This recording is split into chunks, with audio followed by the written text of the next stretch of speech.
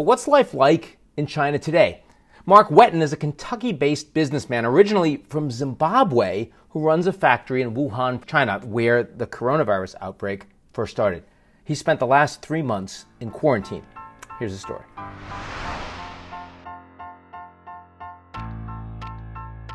I'm Mark Wetton. I'm currently in Wuhan, China, and have spent 67 days in quarantine and lockdown in my apartment.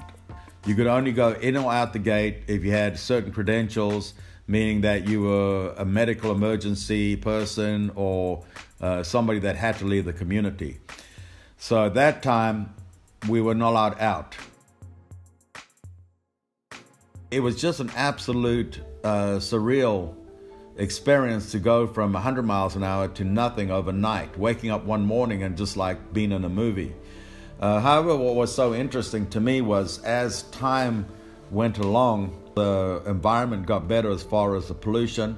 The sunsets were beautiful. Just the birds, for example. I'd never quite heard the birds singing, the doves. Also made me look at myself and thinking, well, you know what? It's good to slow down sometime and look around you, enjoy what's around you.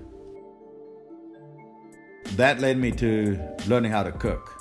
I'd never really done much cooking before. So what was quite interesting and quite an experience when I would order chicken, because there were limited people working at the grocery, they didn't cut the chicken up. They just brought the whole chicken in with the head, the beak. From there, what happened was things had got really, really quiet. Nobody was supposed to leave. And you don't follow procedure, they will deal with it very severely, in fact, even possible jail time. The hospitals were so packed with people that were sick that they didn't have enough room. So my heart went out to a lot of the nurses because they were almost having nervous breakdowns because the loved ones would take their dad, their son to the hospital, and the hospital would have to turn them away.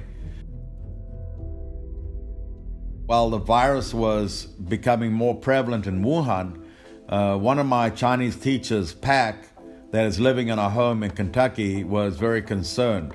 He was nice enough to get me a bunch of masks, some N95, and send them to me, which was kind of neat because the fact is you just couldn't get masks at the time because there's a population of 1.4 billion people in China, and the masks were taken up very fast.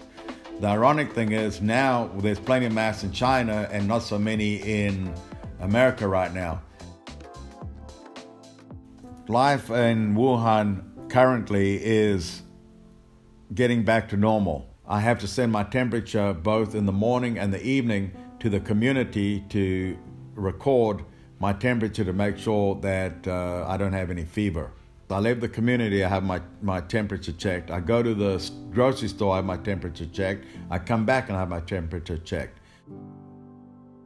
I'm typically not a great rule follower, but I've got to say my hat's off to the Chinese government. They have done an outstanding job to contain the virus. It's been very impressive to see the people obey. It's been very impressive to see how quickly the government handled this. There was literally a hospital built in Wuhan in 7 days. I do also want to thank the Chinese people from the bottom of my heart, how kind they've been, how much thought they've shown. I think the rest of the world can look what's happened in China, forget about what party you're from because a virus kills you, it doesn't matter what party you're from. I think we need to look and see what China's done to contain and start implementing more of this in America.